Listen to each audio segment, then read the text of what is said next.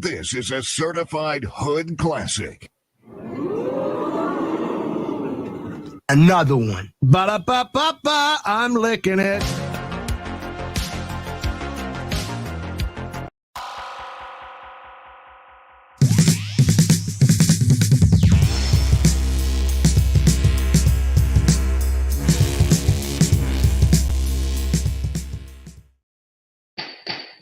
All rise. Order in the court. It is time. Put your hand up a little bit. Like that. Guys in the truck, you're fired. Yeah, great way to get the day going. That's all right. We got to get into it quick. I got a kind of a long one for you, but Mikey tells me this is quite an amazing one. This is a doozy. Number 2. Second time we've seen these people. The first time we found out about the guy's IBS and that he was pooping blood and that this whole thing was killing him, Creed. Killing him. So, but it needed to be adjourned so this guy could go over the evidence. And I'm glad he did, because this is by far, when we're done, if I'm wrong, tell me. If not the craziest case we've ever heard because of all the moving parts. Oh, wow. It's got to be in the top 3.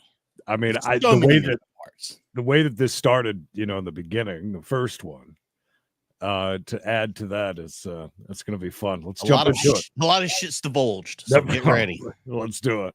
Ms. Blacksmith, do you anticipate testifying in this case? She's got beautiful hair. Are you talking to me, Tabitha Blacksmith? Yes. Oh, yeah, I can. All right. Do each of you swear to tell the truth and nothing but the truth in this matter? I swear. I swear. And Your Honor,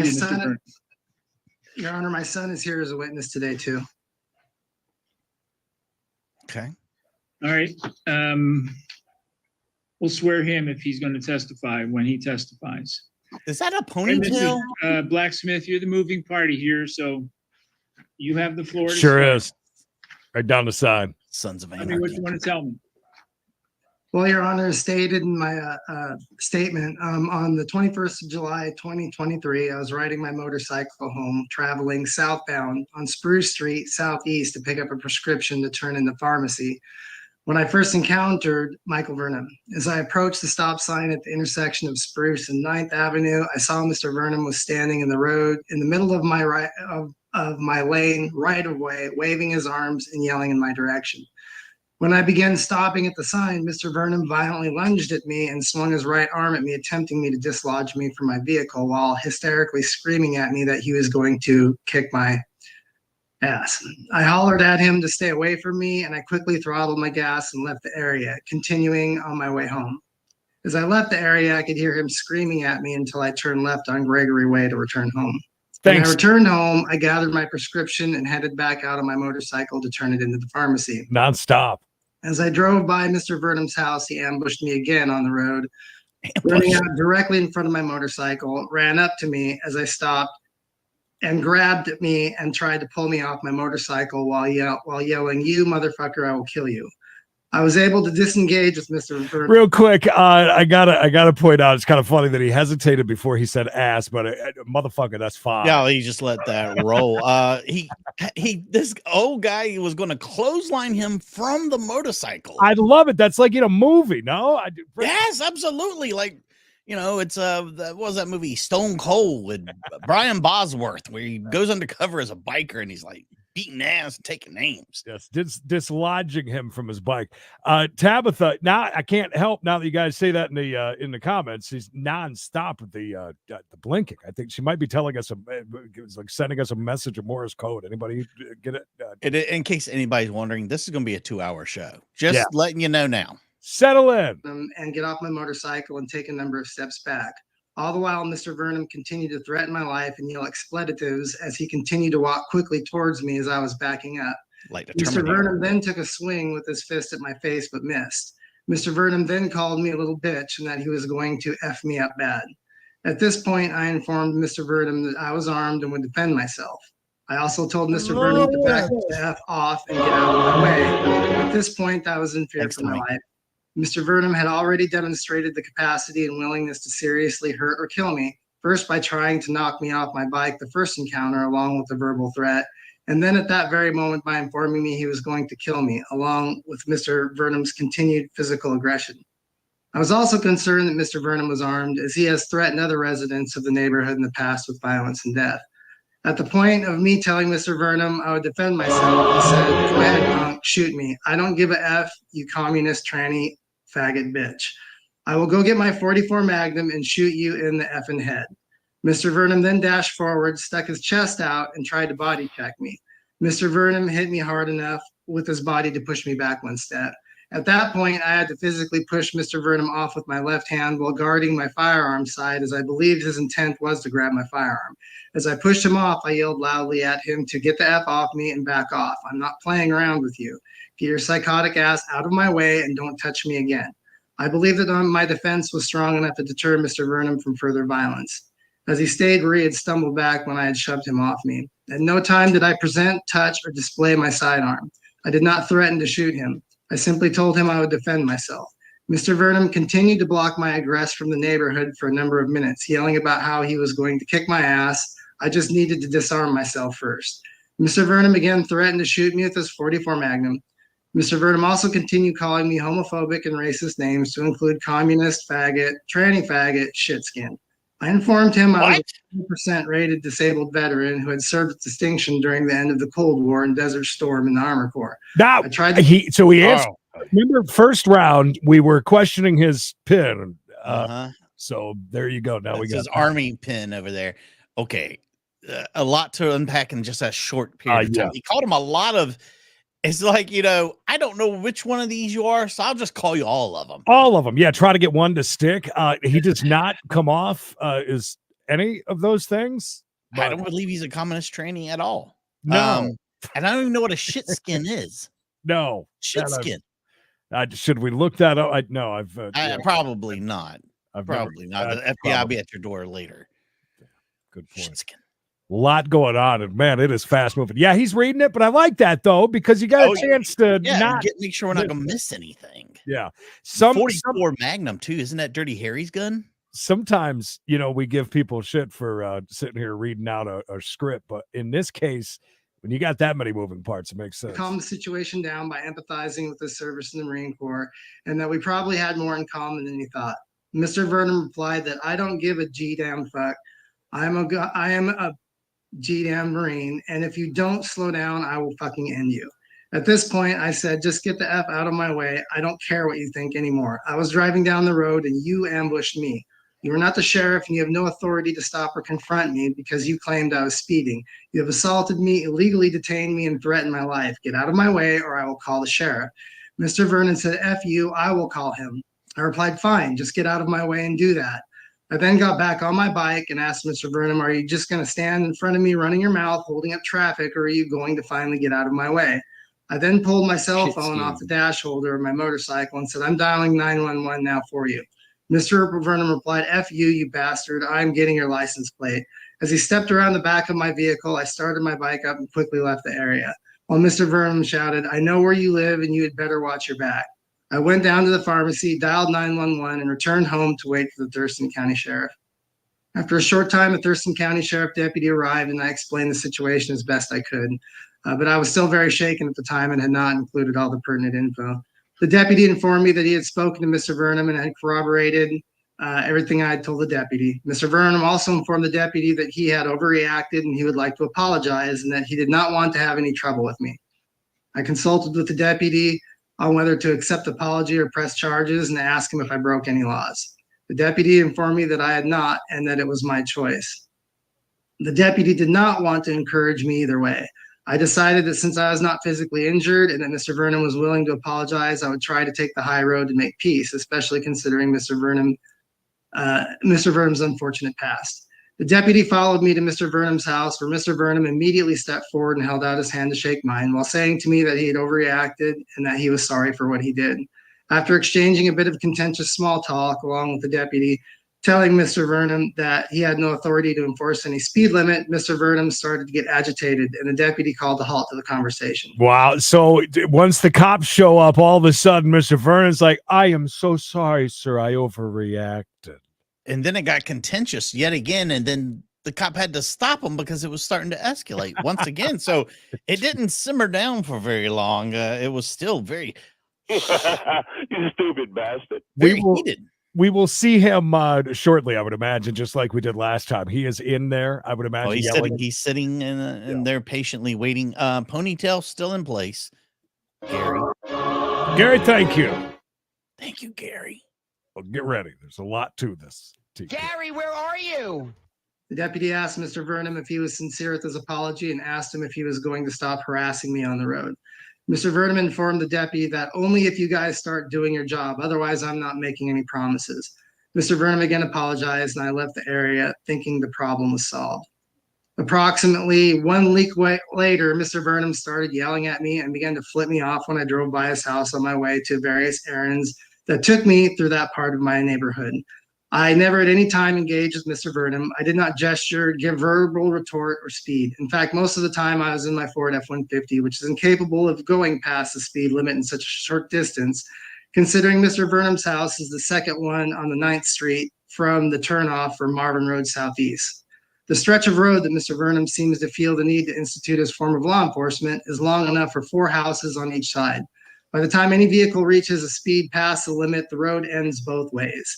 As the deputy said during our conversation, it would be improbable to get to the claimed speeds that Mr. Vernon is accusing people without losing control of the vehicle. The behavior continued along with Mr. Vernon riding his Harley Davidson past my house while gunning his engine and occasionally cruising by my house in his car. I was mostly unaware of these occurrences until my neighbor informed me of it later on. While I was concerned about the situation and how it was evolving, Mr. Vernon has every right to drive on the public road in front of my house. So I did not have a reason to complain to law enforcement, nor do I even care what people do on a public right-of-way. The situation dramatically escalated on September 22nd when I was accompanying a longtime friend and his family to their cars in my driveway, approximately midday. Mr. Vernon slowly drove by while I was conversing with my friends. Mr. Vernon drove by my house, flipping everyone off and calling everyone a bunch of faggots and hippies. Mr. Vernon had his hand out the window the whole time with his middle finger in the air while I continued to yell other unintelligible obscenities the whole time. Mr. Vernon then drove approximately 2 houses down, turned around in the middle of the road, and drove by again while repeating the same behavior. Mr. Vernon stopped for a brief moment and yelled directly at me, "You're a goddamn traitor to this country. Fuck you, you bastard. You're a traitor, a motherfucking traitor. I'm going to make sure I end your shit. You just wait, motherfucker." I yelled back at Mr. Vernon to go F himself and to stop harassing people. I also told Mr. Vernon his beef was with me and to leave other people out of his temper tantrums and to quit instigating shit with everyone he does not like, which is everyone. After a continued slow roll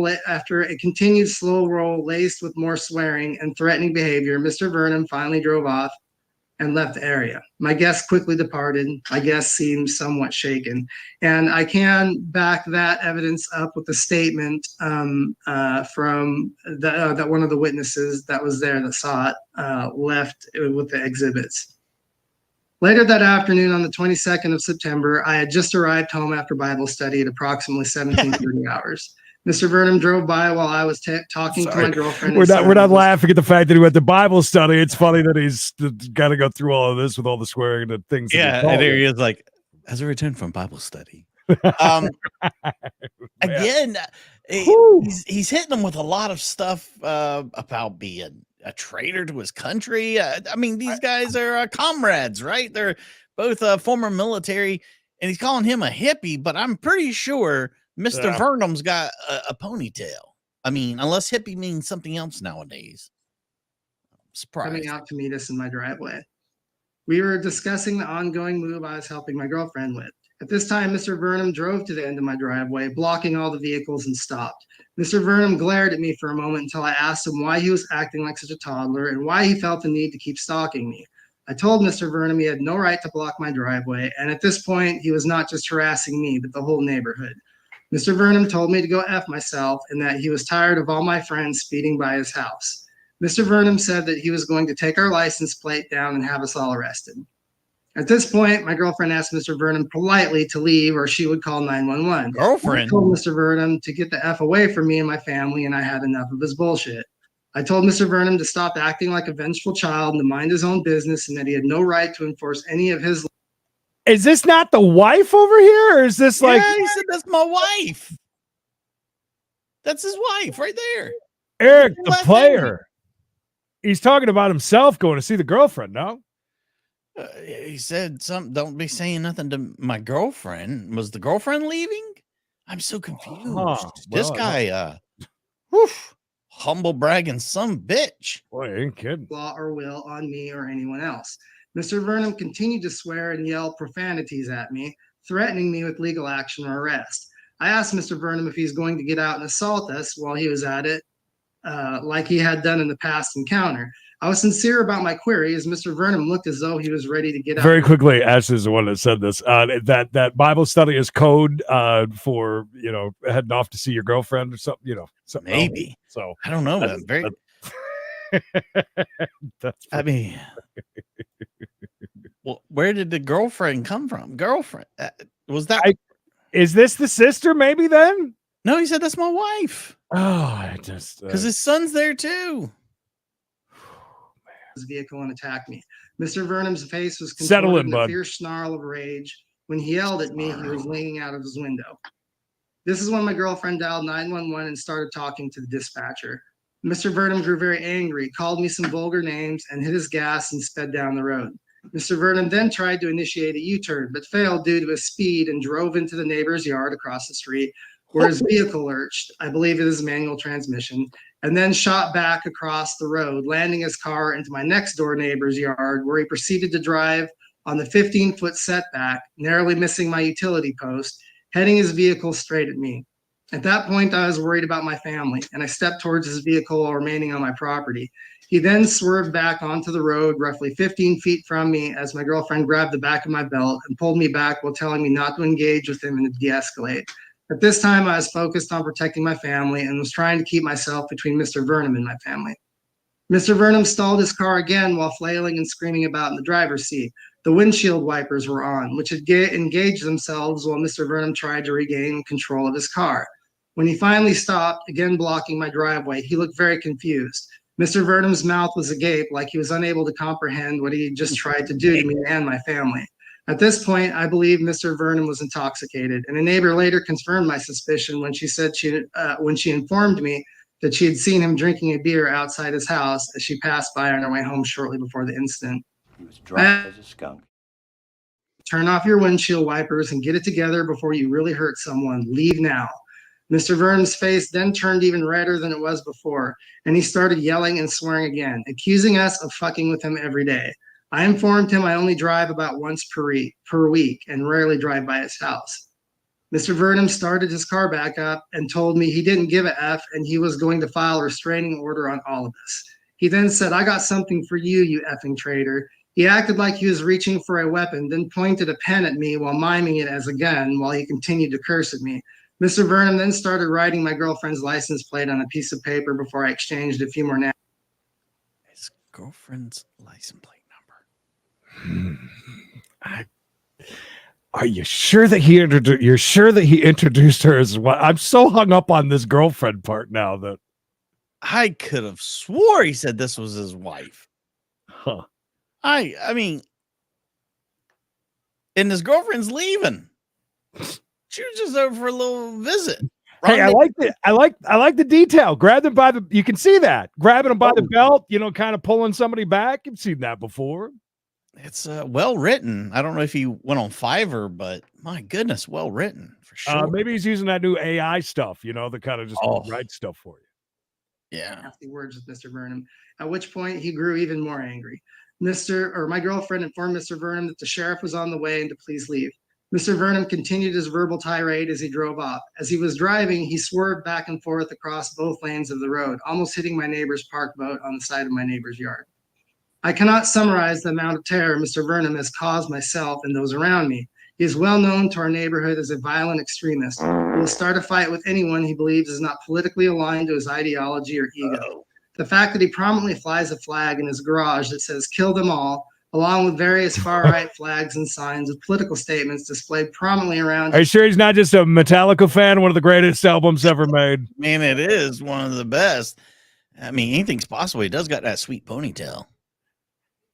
His home indicates his violent and territorial nature. And I do have evidence and pictures of the signage on his home. Mr. Vernon's physical actions towards me and his history with others lead me to believe that Mr. Vernon is more than willing to continue to threaten and harass me, my family, guests, and my neighbors.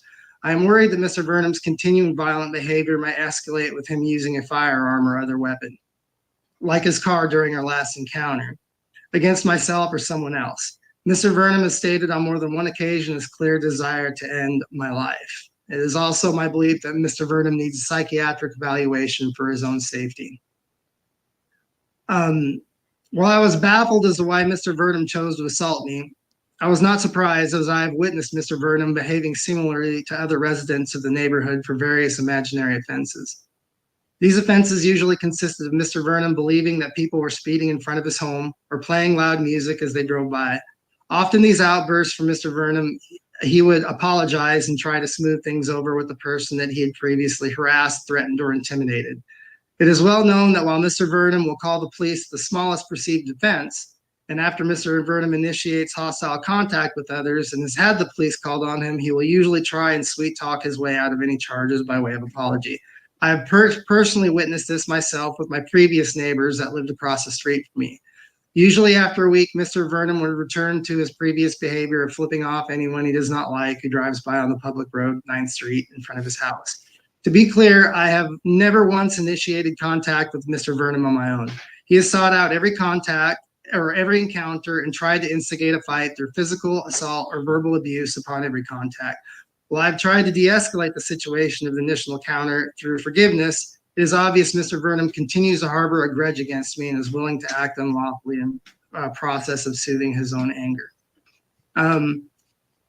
I have a statement from my neighbor across the street who witnessed a couple of the last two encounters through her Ring camera. And it says, "To whom it may concern, I am writing this letter for my friend and neighbor, Eric Blacksmith. We're letting him do this? You can trust and count on him. My husband and I trust Eric so much. He has a key to our house and he helps us out with our animals when we are at work. Both my husband and I would trust Eric with our lives. I'm writing." Yeah, why are we allowing that? We're allowing him to read letters from people who aren't there? That's not normal. Or is he moving so fast the judge hasn't caught on yet? I don't know, but it's good for us, but I don't know if it's good for this case. I don't know, but I'd love to hear what everybody else has to say about the guy. Pamela, we were speculating on that during the first round of this, but early on in this one, he said that he was I forget. He was in the service. He didn't say which one, but I'm pretty sure that's like an Army star. Yeah, I think so. About Michael Vernon, who lives at 8303 9th Avenue, Southeast Olympia, Washington 98513. Since moving in the neighborhood in 2022, Michael has been a very rude person. Michael has caused a lot of issues in the neighborhood, and the issues just seem to get worse every day. Finally, September 22nd, I was at work. It was around 1:20 p.m., and my camera kept going off, so I looked, and it was Michael driving up and down the road. As he is driving by, he is yelling. He then drives off very fast. Then around 5 p.m., the camera starts going off again, and I look, and it is Michael again. This time, he is driving slow and stops in front of Eric's house and starts taking pictures and yelling at Eric. After this, drives off very recklessly. Michael seems like he really enjoys harassing people. Before this incident, he has been driving very fast and slow down our road for about a month. He seems to be seeking for trouble. One day I was mowing my grass and he comes flying down the road, does a U-turn and stops in front of my house and tells me I better make sure there's no grass in the road. I told him to leave me alone. He then yelled at me and drove off. There's no telling what is going to happen anytime you drive down his road just to get home. No matter who you are, he will yell, flip you off, or just try and run out in front of you of your car. He acts like he owns this neighborhood. Seeing how Michael has been harassing Eric and his family, I fear for them. To be honest, I fear for anyone that happens to drive by his house, and he happens to be. All right, so we're chalking this one up to the old man might have got it wrong.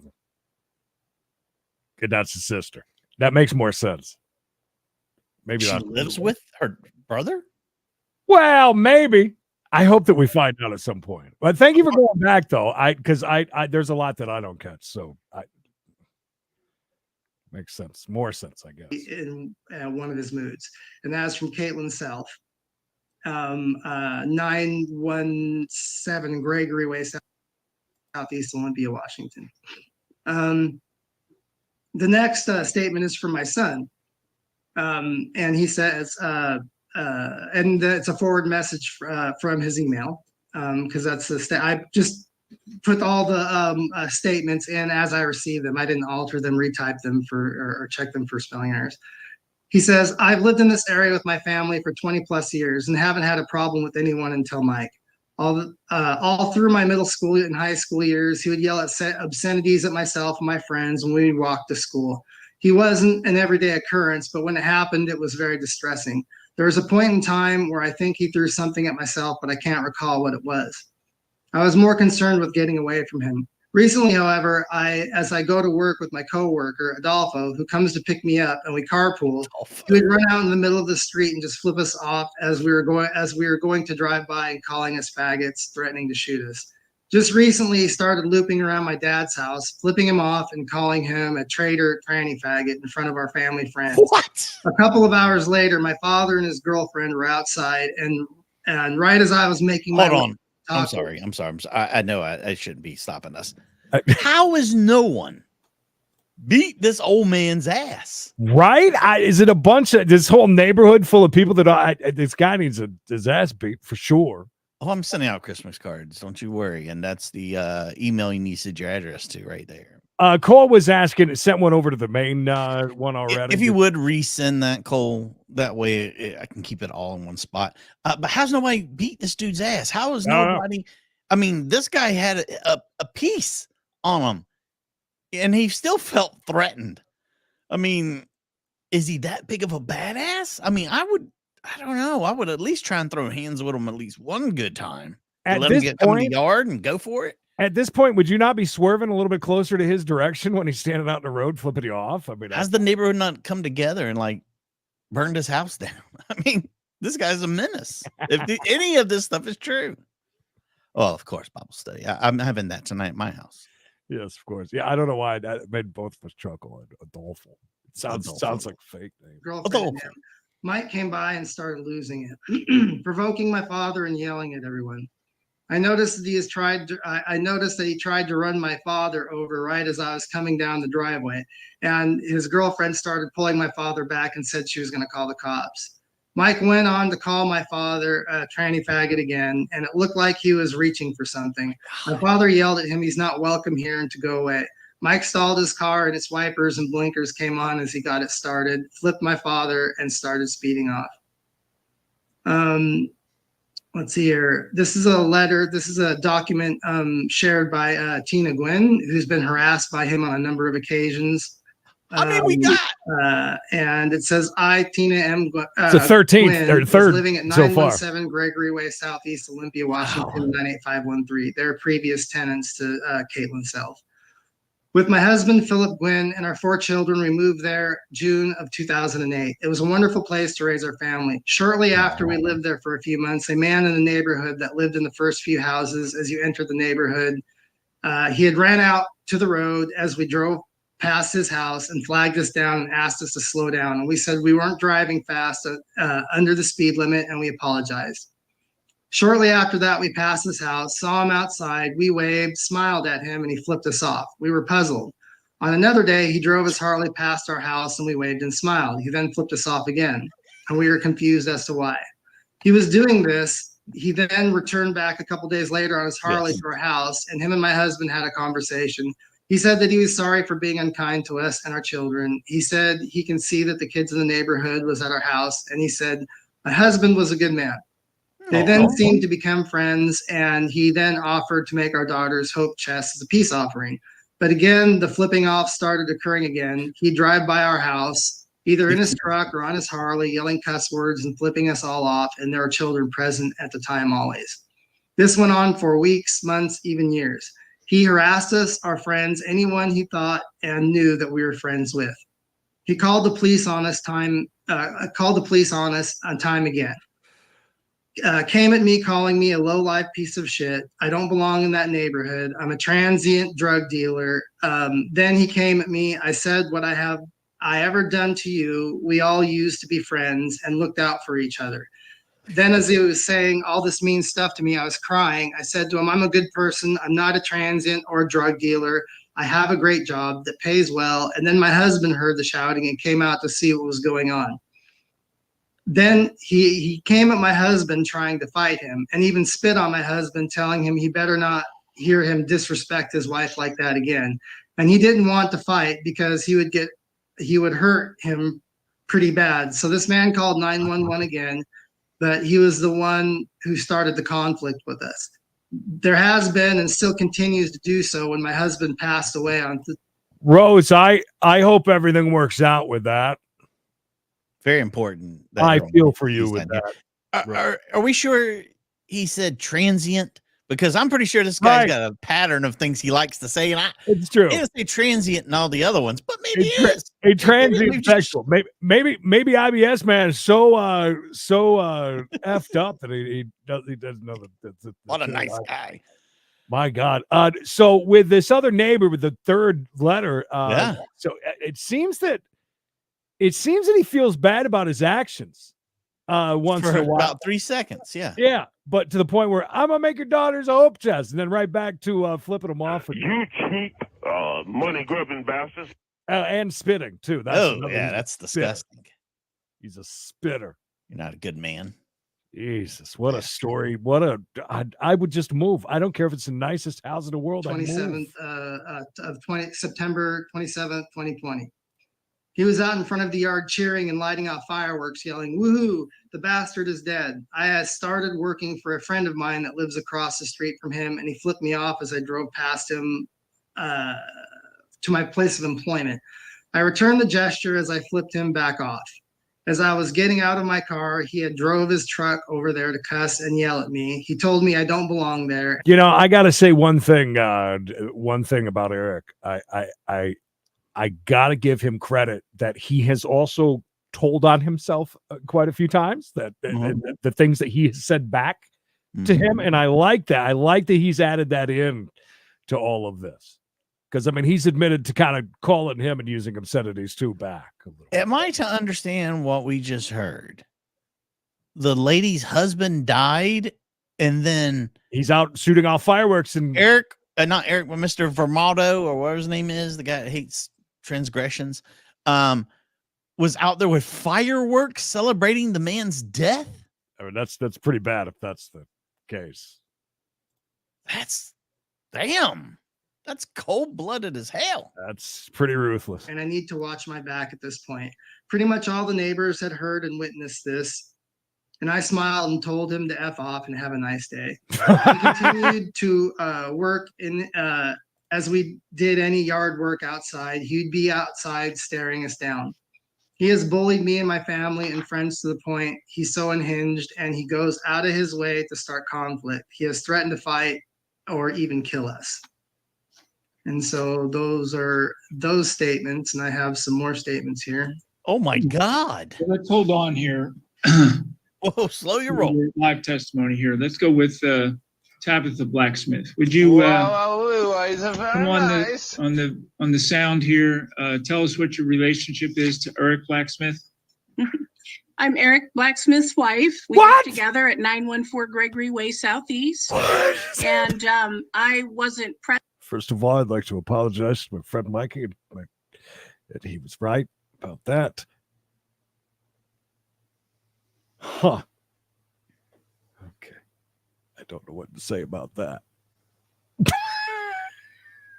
A lot of talk about a girlfriend. But he has a girlfriend, and she was just visiting.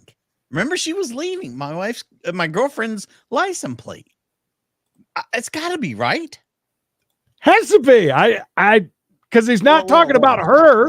No, there's no way he's talking about her. I mean, maybe because there is that possibility that when this happened, they were just the girlfriend, but not. It just wouldn't make sense.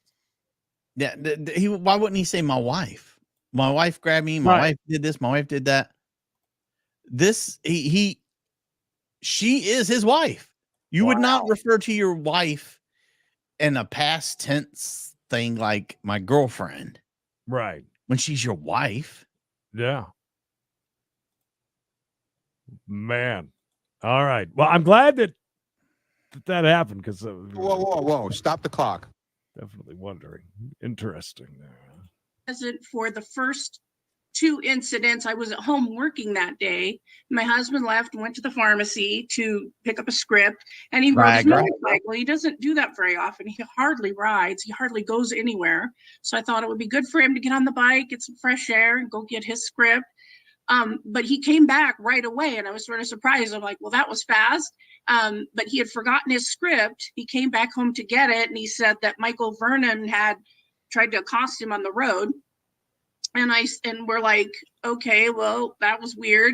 And he seemed a little bit upset, but not too upset to go back out. So he took his script, jumped back on his bike, and I think that took about 10 minutes, and he went back on the road. He told me later when he came home that on his way back to drop off the prescription at the pharmacy, that's when the second incident happened where Michael Vernon got physical with him. And he was really shaken up when he got home from that. But he related to me that Mr. Vernon blocked his path, tried to pull him off the bike. Eric did get off the bike. Blacksmith. It's all I know. What I want to hear from you is what you saw and observed from Eric Blacksmith. Okay? Yeah. Okay. And do you know the girlfriend? Okay, that's right. So a little bit later after he got home from his prescription, he told me he had called 911 and the deputy sheriff came. That just doesn't make sense. Like Mikey just said, it doesn't make sense to call your friend that's a girl that in court like this. I don't know. It's just it's not like they're 20-somethings. Right. It was a couple of old folks that putting it together. Really quick. Yeah. He said, tell me things that you've seen. Why wouldn't she retell why he had just accounted, but her side? You know what I'm saying? Like he almost hit my husband, had to pull him back by his belt loop. It was, why aren't none of those things being said? Instead, we're getting a whole nother story. And by the way, Judge, thank you for stopping that. 3 is enough as far as that went. We don't need to keep going. Get the point. He likes to finger people. And I went out there to hear what was going on. So I got to hear part of that conversation. And the policeman said he had talked to Mr. Vernon, that Mr. Vernon admitted that the incident happened the way it was described, and that he was sorry. And that and Eric and I talked about it, and we thought, well, the good thing to do would be to let him apologize, right? So Eric went down there with the deputy sheriff to Michael's house and apparently got an apology. And Eric came home, and we thought it was over, but it wasn't. And then in September, I was leaving for an appointment, and my husband was out visiting at the end of the yard with some friends of ours that had been over to visit him, and they were out at the end of the driveway, and they had said Michael Vernon had just come by and was flipping everybody off and yelling and stuff like that. And I was late for an appointment, so I left right after that. And I wasn't home for the fourth incident. That's it. She just said it. She was not home for when that incident went on, when the people were there and stuff, and they were leaving. Some friends had come over and they were leaving. She had to hurry up and leave because she didn't get to witness that incident. God, this is an absolutely epic, crazy story so far. It really is. Where he drove back by again. So, but I can tell you that my husband rarely drives. That this has really impacted him, and he's been anxious. He hasn't been eating. He hasn't been sleeping. He's lost 15 pounds. Not because of the new girlfriend. Let's be honest. He's been running around. Life, he's busy trying to get things taken care of. Maybe that's why he called them hippies. Maybe you ain't kidding, Jonathan. This has really been hard for him because he didn't do anything. He just drove. We have to drive by Michael's house to get out to Martin Way to go anywhere. And every time you drive by his house, you have PTSD that he's going to do something. So I don't know what the solution is, but it's gotten personal when the person blocks you in the road and then later on comes into your neighborhood to start trouble with you. It's gone beyond being on the public road. He's now coming over to our house. So I encourage my husband to file a protection order. All right. Thank you, Ms. Blacksmith. I appreciate that. Thank you. Mr. Blacksmith, do you have any other live witnesses to testify today? My girlfriend. I do, Your Honor. My son, Tory Blacksmith. Is he going to say something different than what was in his statement? I doubt it, unless there's any questions that you have of him or anything like that. Nice All right, hair. well, let's hold off on. Is that maybe where I'm just jumping ahead here? But maybe this is where a lot of it is coming from with the sun, right? Pineapple alert. Maybe. I mean, here's the son now. The son, by the way, their son is no spring chicken himself. I mean, they obviously been together quite some time. This kid didn't just show up yesterday. It's a lot of moving parts here. I don't think the judge is going to touch it with a 10-foot pole. For the time being, then. Okay. So, Mr. Blacksmith, just hang loose here for a bit. You can tell that's his mom, same nose. All right. So, Mr. Burnham, we go to you. Yes, sir. Well, here it is. I don't go into that part of the neighborhood. The last time I was in it was the first week of June when my friend died that lives 2 houses behind him. She was trying to save her dead husband's stuff in the garage, and she died from a heart attack. I haven't been back in that end of the neighborhood since late 7 after my motorcycle wreck, and my best friend died and his wife moved out. I had a lot of friends that lived back in there. 10 of them are dead now. They were older people. I've known them since 79 and 80. Wow. On June 22nd, about 10:05, I'm out pruning my azaleas, and I hear this ruckus coming up from the back of the neighborhood. This guy comes around off Gregory onto Ninth Ave, and he flies by my house doing probably 50 miles an hour. I yelled at him, and I went like this, slow down. Now, remember, the way that Eric described this road is that from either end, it's like impossible unless you have a dragster. Yeah, to be able to pick up that much speed. Yeah, and even in the officer talked about that too. And I believe that the way he said it, to even get to the speed limit is almost very hard just because of that. But anyways. He went out onto Marvin, came up to 8th Street, which is about 400 yards or so from 9th, and I could hear him coming off 8th Street and coming up Spruce Street. It takes me 35 to 36 seconds in my little Honda Civic to make that at 25 miles an hour, Your Honor. He did it in 14 seconds. I got up again, and he come down the road on the opposite side of the stop. Is he out there with a stopwatch, or he got a radar gun on him? He did it in 2.3 seconds, Your Honor. He's breaking the speed barrier.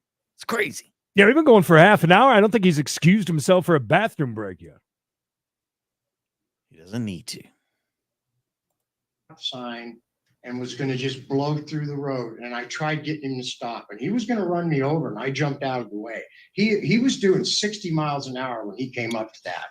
He went back down to, I guess, where his house is, and came back, and he was flying. And I got out in the road to stop him. We needed to talk. And all I did was try to stop him.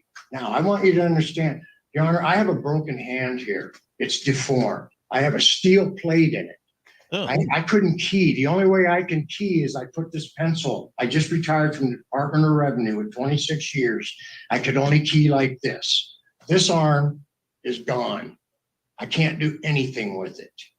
I could never hit anybody with it. I can't grab. I can't shoot a gun. Can he wipe his own ass with it, though? I can't even use my jigsaw in it anymore. I am defenseless.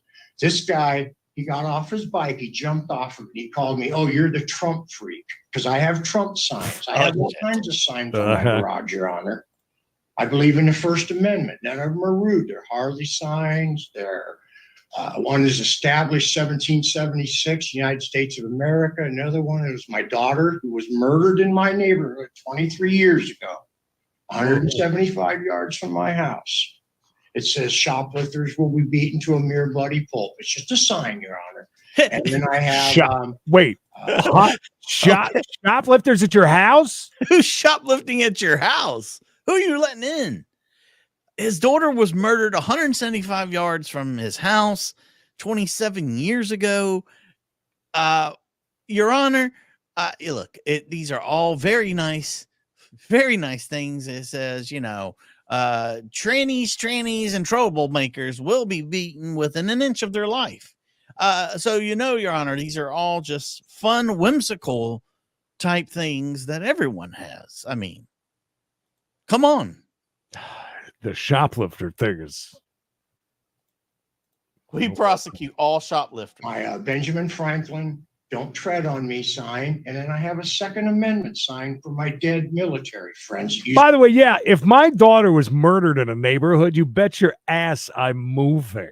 Yes. The last thing I want is a reminder. That'd be like, I think I'm going to buy a house across the street from a graveyard where most of my family is buried. Just, I want those constant You know what? reminders. We're going to build a house on that lake that Uncle Fred died in. Let's all go out there and just party it up. Uncle Fred would have loved it.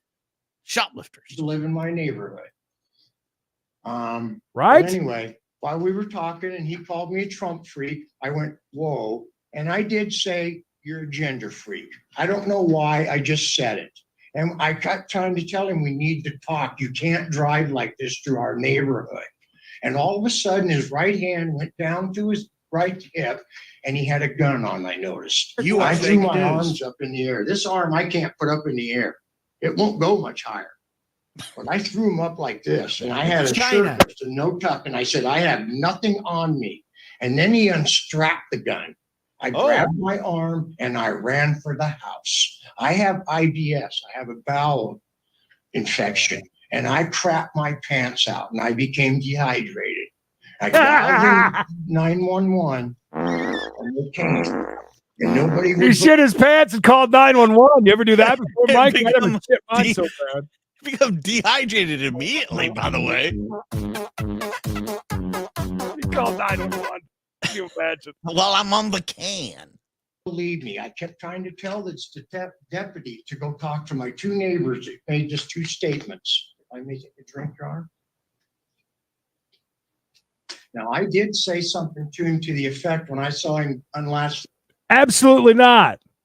Thanks for coming. The gun. You just made my day. I wasn't thinking of Dirty Harry or Clint Eastwood. I had two neighbors standing behind me, and I didn't know that Rachel was standing behind him at the time. All I wanted him to do was slow down. The cops came. I was dehydrated.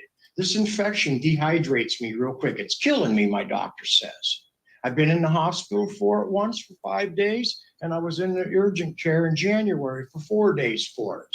My mother found me passed out. I don't do drugs. I don't drink. I haven't done drugs or drank since 78 and 74, Your Honor. Last time I drank a beer was April 21st of 78, and I haven't done drugs since before I went to Alaska crab fishing in 76. So specific. I know the last time I did drugs were out in 1976. It was a cold, cold day in Alaska. I was on my way to do some crab fishing. Oh, why is he on his knees flipping them off? Well, this guy is very submissive. Plus, he shit himself, and he's trying to get up. Good point. Do you think his azaleas are looking really good? Just because he uses his natural. What was that? Organic.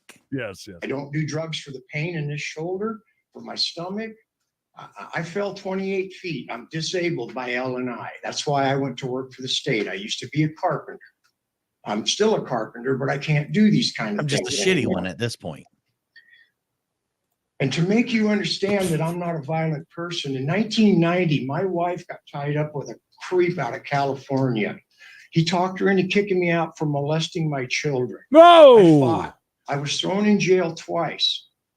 The courtroom over there on January 8th gave me custody of my children. My children were kidnapped, Your Honor, and that's when I started having these stomach problems. And then my daughter, 10 years later, Your Honor, was murdered, stabbed 19 times in my neighborhood. Oh my God. So this is the first time since the first part, and now here that I almost feel a little bit bad for. Oh my God. If that's damn. Your Honor, there was some dirty hippie from California convinced my wife to leave me, and well, some other really bad shit I'm not going to say. Then they were kidnapped. 10 years later, God. My daughter was stabbed 19 times in the side yard. Now, I don't know how that makes you feel, Your Honor, but I can barely lift my arm this high. Can I get a drink, Your Honor? For crabfish. I live next to the father. We don't talk to each other, but we don't. The father? We don't. I'm not a violent person, Your Honor. I try to get people to slow down and from speeding. The lady he's talking about from 8, I went like this to her. She had a carload of kids, Your Honor, and was doing 50 miles an hour, and she's never sped since. The lady with the hope, I don't even know who this person is. I've never met him. The lady with the kids, if her kids are the ones that were throwing rocks from my neighbor's yard out into the street, yeah, I yelled at them because a car could run over and slip out and hit somebody or hit a house or whatever. We've had a lot of problems in my end of the neighborhood with children. With my neighbor 2 years ago, his front door was kicked in. They have a cyclone fence around their house now for protection. We have a lot of problems. They say that they've been calling the cops on me. I don't even ride my bike, Your Honor. I can't grab it. I can't pull the clutch in. I can't do none of this stuff with my bike. I haven't touched it. I rode it around the block. I put it in first gear 1 or twice a year. I ride it around the neighborhood just to put a little mile, to move the oil. And then I'll ride it to the gas station to put gas in it, or otherwise it runs. I don't ride my bike. I can't. I just can't. I don't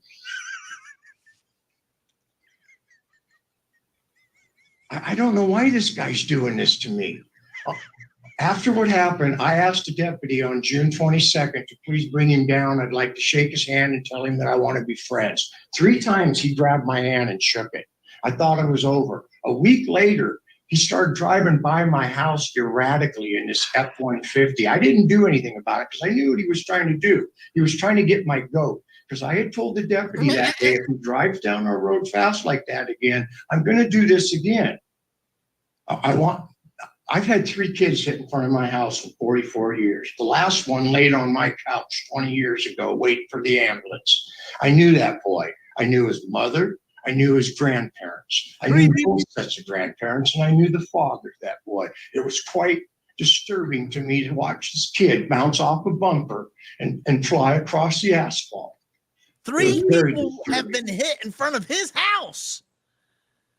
And then then been hit in front of your house, Creed, ever? Any? So far none. He brought the dying kid in. It sounds like he's brought the dying kid in to die on his couch. I'm beyond words right now. Beyond words. I'm kind of surprised. So very quickly, I want to say this. I figured that he was going to be rebutting every single thing basically that came out of Eric's mouth. So far, he's admitted to going out in the street, but he is giving I don't know if I don't know what to believe at this point. Maybe it would be a little bit different, and maybe it's different for you guys that did not see round 1 of this, because I already knew all about him. Oh yeah, he was already, you know what I mean? Book. Yeah. So if I came into this blind just for round 2, it'd be a whole different story right now. But man, are you kind of surprised the way he's I mean, do you believe any of it? Do you think?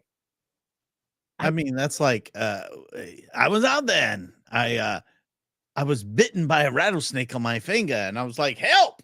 Somebody help me. It was a complete misunderstanding.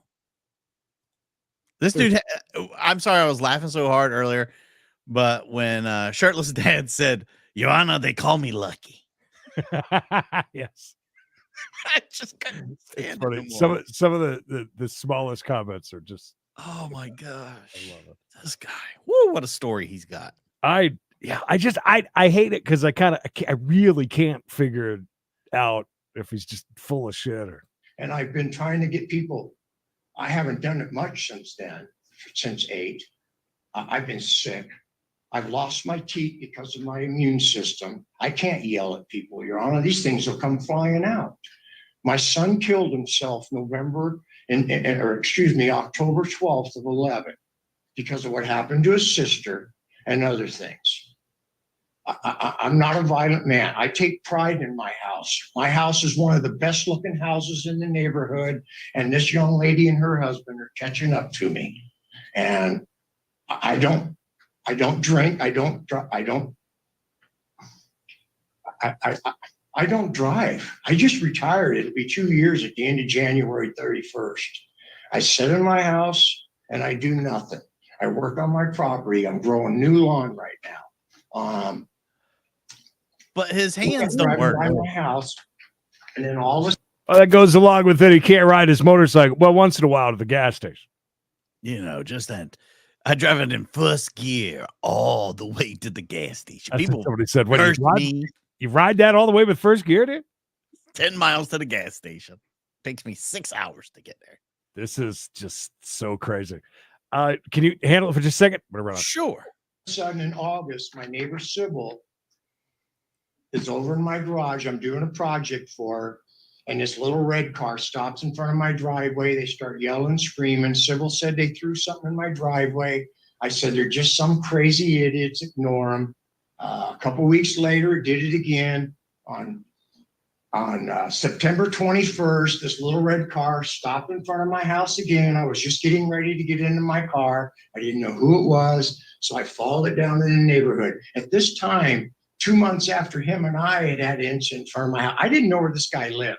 I hadn't gone back into the neighborhood to see. I didn't care. I don't sleep and eat this guy. That's not my way. Nasty. And then I followed down there, and I was going to write the license number down. And all of a sudden, this guy comes out flying from the house, and he's grabbing his groin. And he's acting like he's one of these gangbangers. And the first words, he said 5 words. He goes, "How are your dead kids?" 3 times to me. And I started driving off. The reason I drove up on the lawn is because I grabbed one of my Walmart bags and I was throwing up in it. And I had to catch my teeth before they fell out. These things cost a lot of money. They're just glued in temporarily and they're pulled out every night. And I went home. And that was the first 2 times I've ever seen this guy. And the blinkers did come on. Yes, I couldn't get this arm up. My foot got stuck in between the clutch. I have 3 toes that I cut off in this foot back in 76, and they sewed them back on, and my foot got stuck between the clutch and the brake pedal, and it hurt. And I went home, and the cops came, and I was dehydrated again. And on October 7th, I saw where my Jewish brothers and sisters were being slaughtered in Israel. This flag that I fly for 33 years in my garage is from a Green Beret friend of mine who died in 88. I hung it out on Desert Storm and I hung it out on 9/11. When I saw what was going on in Israel, I had my Israel sign and I put it above my garage and I hung this flag. It says, "Kill them all, let God sort them out." Now, I feel I have a First Right Amendment to fly that flag. I wasn't thinking of this person. I had no idea. I wasn't thinking about this man when I put this flag up. I was thinking of my dead friend, and he was Jewish. I learned from his great aunt who had numbers on her arm, and you know what those are. Those are from a concentration camp. All of them. Jews. And I respect the Jews. And so I put this flag up. And then on the 9th or the 8th, one of his neighbors drove by and saw this flag. And then if you notice, a lot of this stuff in here that his neighbors wrote up was wrote up on the 9th, Your Honor. And then I get this restraining order or whatever this thing is served on me on the 10th, and they come and take my guns. I can't shoot a gun. I don't have a Magnum, Your Honor. I have a 12-gauge shotgun, Mossberg, and I have a, what do they call it, a SIG, 40 cal. I can't shoot it. It's been sitting up underneath the table for a decade. I can't shoot it, Your Honor. This hand will not, it will fall out of my hand. And I can't do anything with this arm. It took me 10 days to dig my septic tank up because I had to go out and just do a little. I'm still trying to bury it after a month. But this guy's lying, Your Honor, and I don't know why. I don't know why he's lying. He was doing 60 miles an hour in a 25, Your Honor. I'm not a cop, and I know that, but I have a right as a resident of that neighborhood to not confront somebody, but to get him to slow down. Before this happened, we had a Mustang, and the kid was doing the same thing. I went down and talked with this kid. His name's Daniel. And we're friends now. That's all I wanted to be, was friends with this guy, but he's ruined it. I just want my First and Second Amendment back. I don't want anything to do with this person. When I leave here. Look at this ad. Look at this ad I'm getting right now in the middle of our live. It's for a pew pew. It makes sense, right? Oh my goodness, man. I knew as soon as I walked out there'd be 9 million great things, but this guy, seriously, is anybody live a life this unlucky? Seriously, the losing of the toes, the puking into a Walmart bag, almost losing his teeth. It just doesn't stop. It just does. I mean, there's no end to the things this guy has been through. Nothing. He could tell us in a minute that he's half cyborg, and I would be like, well, that's no surprise with all the other shit. Speaking of shit, whew. I don't want to be near this guy. I wouldn't even want to talk to him. I think I'm going to be dead or stabbed 19 times or lose some toes or teeth or shit myself from being dehydrated. Somebody said the Grim Reaper. He's the Grim Reaper. If you meet this guy, you may die. If Mr. Blacksmith makes it through to next year, I'll be surprised. All right. So we're making a lot of jokes about this guy's alleged life of just disappointment and a lot of bad things happening to him. Is this the right way to go in court? Are we going to win over the judge because of so many dead people, so much craziness that surrounds his life? Is it a good move to present yourself this way? Oh, none of it has anything to do with him being a dick to everybody. That's what I was thinking about. I mean, even if all of that is true. His defense is, I'm not physically able to be a dick. Yeah, that's kind of what he's saying. But then, so, I mean, he basically can't do anything. But then he comes back and kind of admits, well, I can do this, this, and this, though. I'm digging a septic tank. Right. You don't just bury that thing like 3 inches deep. Right. There's no way this old dude's out digging a septic tank. Ain't no way in hell. No way. I don't know. As a judge, I don't think that in this setting, Fred, that I would be feeling all that bad about it, because again, all of those are no excuses for the actions that Eric alleged. And let's not forget the other neighbors. We got to take that into account also. Damn. Absolutely insane. Today, I don't go to the left. I go to the right where my daughter's cross is periodically. This guy yelling, how are your dead children? That just shows he has no respect for the dead, Your Honor. I respect military, believe me. Now would be a great time to ask him about the fireworks show and what he was allegedly very happy about the death of somebody in the neighborhood. Yeah. Good call. It's a lot of crap. It's a lot to take in. My family goes back into the 1600s in this country. Revolution, 1812, the Civil War, World War I, World War II, Vietnam. I mean, but as far as using a gun, I never threatened this man. I can't make a fist with this hand. I understand. I have a steel plate with screws to hold it. Enough. Let's hear from your witness. Enough. come forward. Oh, he's got a witness. Oh my shit. Yeah, raise your right hand first. You swear to tell the truth, the whole truth. and This nothing lady but was the here the first time around, remember? Yeah. Name? She only sit next to her titty. A-U-G-A-N? Real quick, before we hear from her, take a big, deep breath before we move on. Remind you that today is Taco Tuesday for We Gotta Chase. And a couple of important things, of course. Fan of the Year, right, is going on. What's going on? It's happening. Community tab, YouTube. Did I get that right? That's where Correct. you got to go and nominate. Over there on Credence and Mikey on the YouTubes. That's the main- only place you can vote. Right, the main channel. So we're getting that going for Fan of the Year and our Constable / Mod of the Year as well. Right, Yeah, that's about to kick off next week. Nice. I don't want too much confusion. Well, so that's true. Speaking more of coming. that, we'll throw even more at you. Discord, there's a channel on there for Secret Santa. If you want to get in on that, you set up an Amazon wish list. Don't worry, nobody's going to see like your full name, your address, and all of that. You set that up. The instructions are there in the Discord under Secret Santa. Fred Franklin is helping out with that.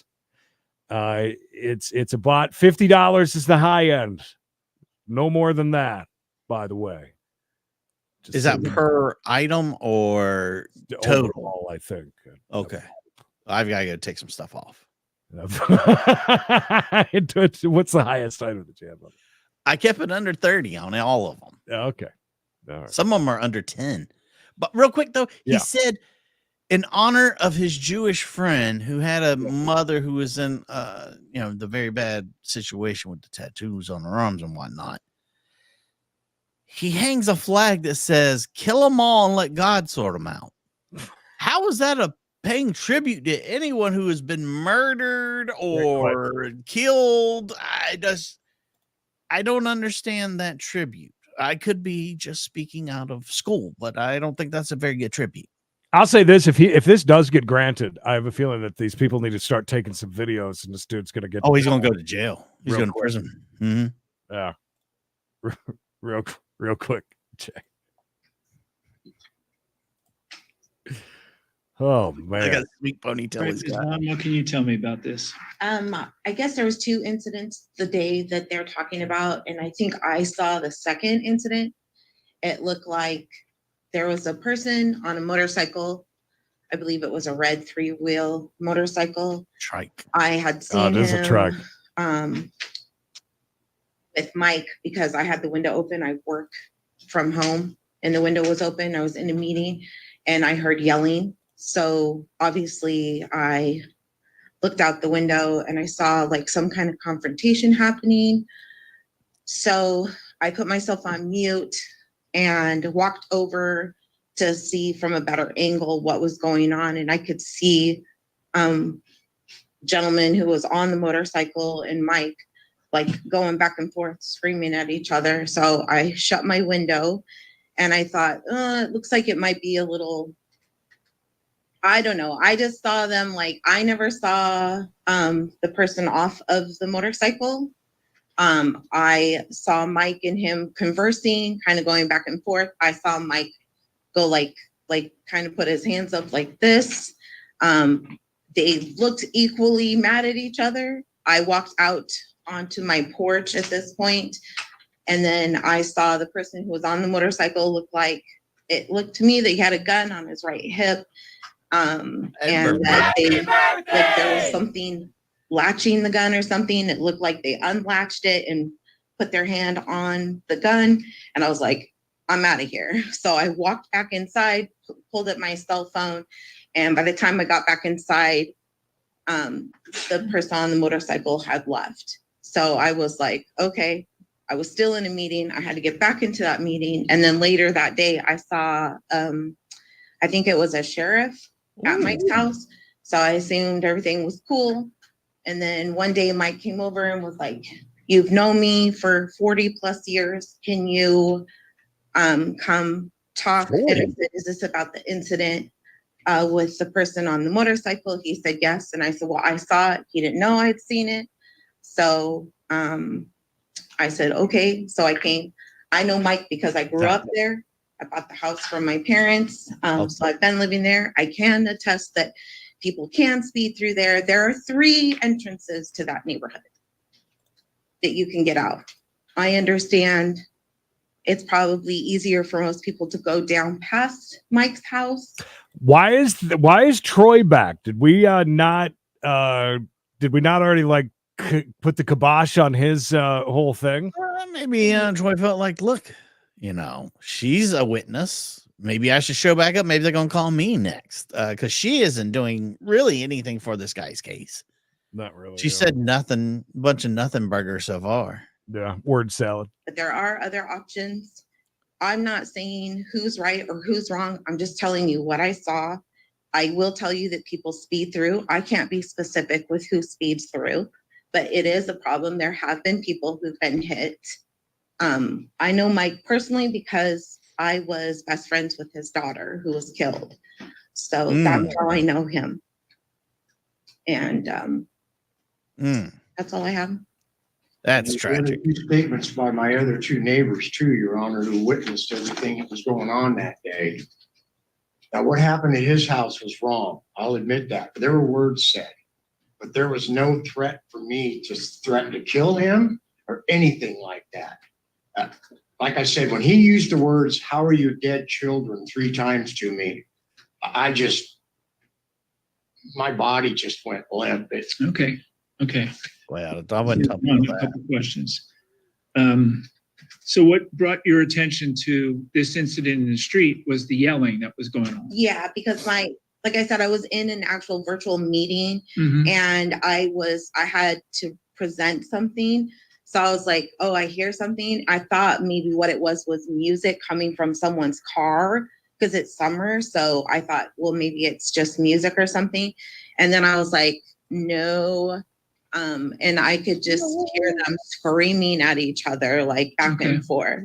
And how long had you been working at your desk there and with the window open and all that? All morning. I've been there all morning. Yeah. So since about 7:30 that day. Okay. And did you hear motorcycle racing up and down the street?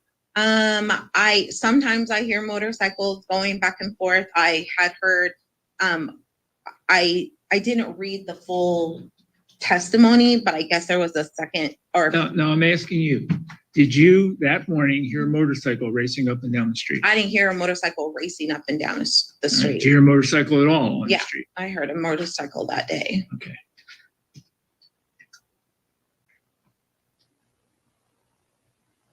And when you came out of your house to see what was going on, how close or how far away from these 2 were you?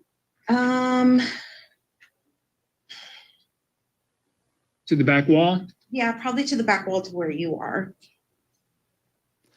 Remember, Eric was in the street. Mr. Venerman come out into the road. Right. With this arguing, like she's said they were arguing very heated back and forth. Remember, he's on his motorcycle or standing in the street. This other man, Mr. Vermerman, has come out into the street. He's definitely in an aggressor stance at this point when you do something like that. Corner to me where they were. Okay.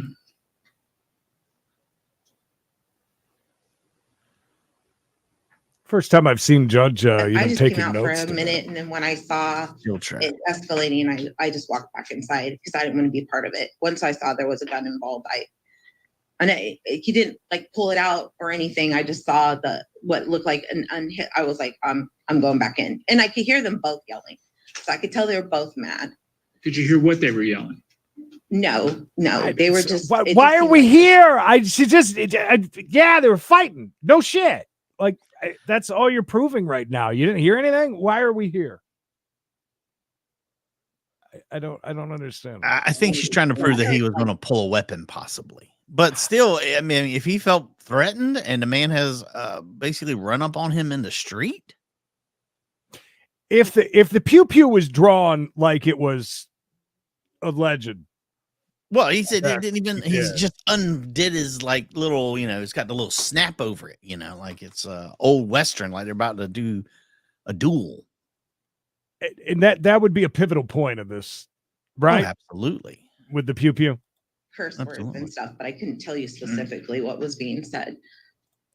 Those curse words were from him, Your Honor, not me. I've never saw my lips with curse words. Ever. We were about 6 feet apart from each other, Your Honor. Okay, hold on. Let me ask you a couple questions here, and then I'll go back to Mr. Blacksmith.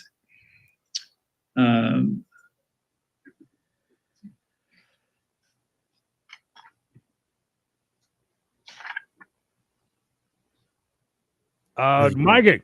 Yep. 5 bones. Thank you so Hell much. yeah.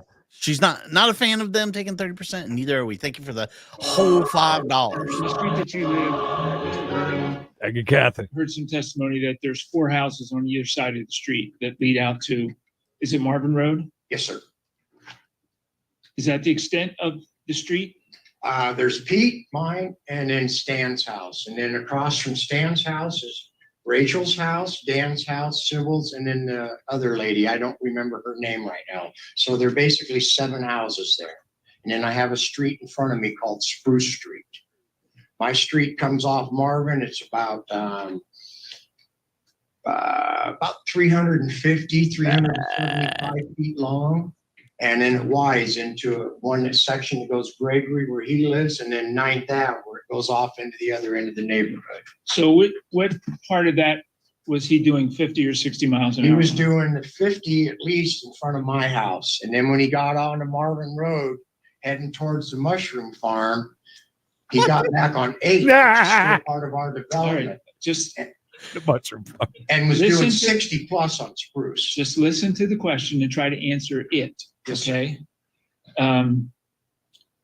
So how far from your house to Marvin Road? 75, 150, 200 feet. So he was doing 50 miles an hour, 200 feet from Marvin Road. Close to it, yeah. No way. Did he stop at Marvin Road? He stopped. I don't know. I didn't pay attention whether he stopped at the stop sign there or just blew through it and pulled onto the road. He blew through the stop sign in front of my house on Spruce Street. So now the second time when he was doing 60 miles an hour, where was that? That was Spruce Street, right directly in front of my house, next to my neighbor that was watching and listening. She was out on the smoke break. I'm asking you. I'm not asking about your neighbor. Okay.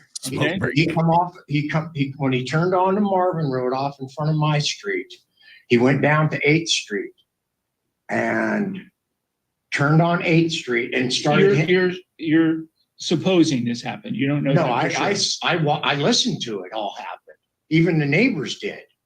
He come flying down Spruce Street. One of my neighbors has to put.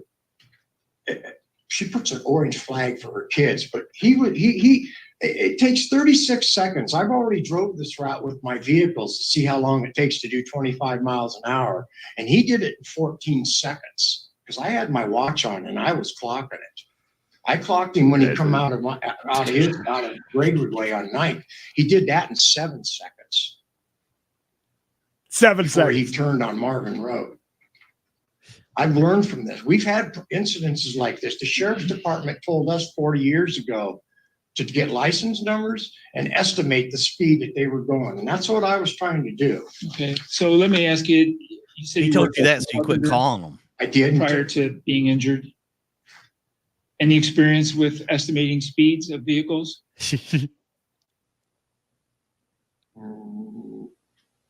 Well, at one time the sheriff's department was going to give us or loan us one of those radar detectors. Right. Now I'm asking you if you have any experience estimating. Not experienced. I was a radar detector back in the 70s. Right, but dashboards of cop cars. I'm wondering how you can tell it was 50 versus 60 versus 30 versus 25. Well, I'm just going off math. Like I said, it takes me 17 seconds coming off Marvin to go to the Y, doing 25. He did it in 7. He went to the Y. So that's how quick I get there too. He was going so what? fast. Yeah, I was going to say, what speed would that indicate?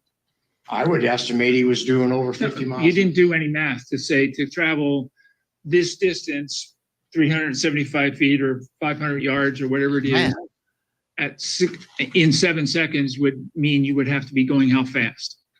You didn't do that. I figured, like I said, over 50 miles an hour. Okay, you figured. Okay. Over 50. It could be 150 days. All right, so let me That's ask you a few over more 50. questions here.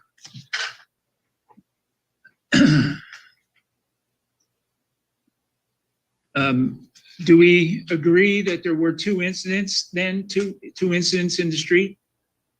No, there was just one.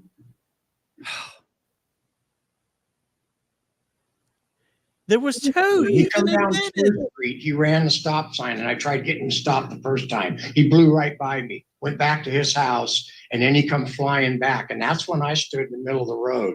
This is the first time I ever did something like this. So you stood in front of him when he was going 60 miles an hour? Yeah, because I was afraid he would kill one of our children. When he was coming down the road on Spruce, there were 4 of my neighbors that were walking, and they wouldn't give statements because they're scared of him. One of them said, "I don't have time to do this." That doesn't mean scared. And I couldn't believe she wouldn't do that. She's known me for 40 years. And hates And the other 3, they live down by him, and they want nothing to do with him. Or you. But the deputy told them that. Or overall, with everything else that's happening in that neighborhood, maybe they just don't want to have anything to do with it. That's what I wouldn't say a goddamn word if I Be was like, look, I'm not having all these issues. Y'all are. So why would I put myself into this shit show that you have done here?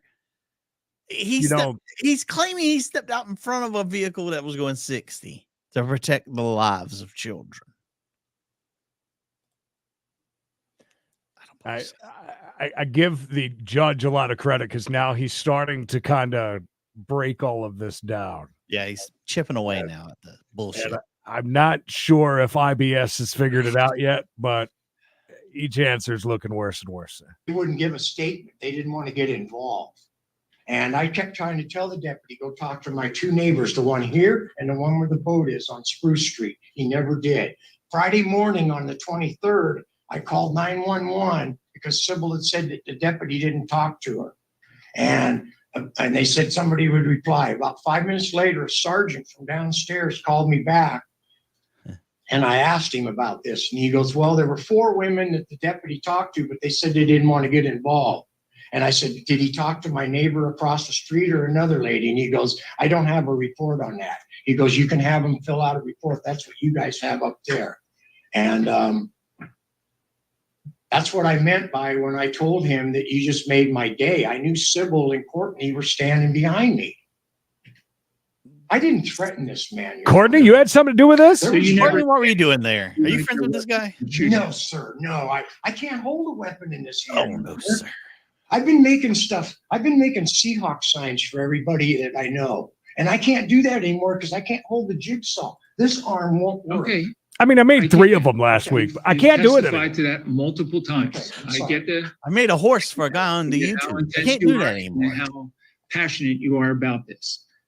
No one's questioning your loyalty to the Was there any Seahawks. other traffic on the road when you had this incident? No, the only traffic that was on the road was my 4 neighbors are walking down the road and they walked by it just as he's taking off on his bike. And those are the 4 neighbors that didn't want to get involved. They didn't want to get involved. And it has nothing to do with them being in fear of this man. I don't believe at all. Oh, I'm sorry. Hope he doesn't cough too much and shit his You pants. never said to Mr. Blacksmith, you better watch your back. No. No. Themselves, Your Honor. Everything he said was a lie. He made it all up. His wife is making it up. His son was driving by my house taunting me, Your Honor, because I wouldn't fight him. That's who the little red car was his son and his girlfriend. When I pulled up in front of him, I wasn't blocking the driveway. Sure, in a way I was. All right, let's back up a second here. When you talked to the deputy at some point, the deputy that did arrive, you indicated to that deputy that you wanted to apologize, that you had overreacted and wanted to No, apologize. I never said that. I said I'd like to shake his hand and tell him that I'd like to be his friend. There's never been what he said about his other neighbors calling 911 on me. Listen to the question and try to answer the question. Okay. So you never told the deputy you wanted to apologize? No. You never told the deputy that you overreacted? Nope. I didn't do anything wrong. Did you apologize to him at all when you shook hands with him? No, I just shook his hand, and 3 times I held my hand out to shake it. 3 times. Good game. Good game. When I confirm what a person is, when he's going to tell the truth or be honest with it. And this man's not honorable. All about that He's not firm, honorable. all about that firm handshake. He's not honorable, Your Honor. He has a wimpy ass hand. It was all wet and wiggly. It was like shaking hands with the old dishcloth. By the way, he's saying that, Courtney and Sabrina, or whoever the hell he said, was there, and they heard him say all those things. No, that lady just testified that she didn't hear a word that was being said. All she heard was that they were arguing. She doesn't know anything that was said. Right. She doesn't know what was going on during that. So thank God she came to understand. Said what she did. Terrible witness. God. Is the name always been Tori or Troy? I thought it was Troy, right? No? Tori. All right. I'm dyslexic. I never thought anything about this man after the 22nd of June 20th, and he doesn't even know the right date that this happened on. He says July. Did you have any contact with him before June 22nd? Nope, never even saw him before that day. Never saw him before. I'd heard things from my other friends about him down in that end of the neighborhood, but I didn't know who he was. I don't go down there. Self-swinging. I have no reason to go down there.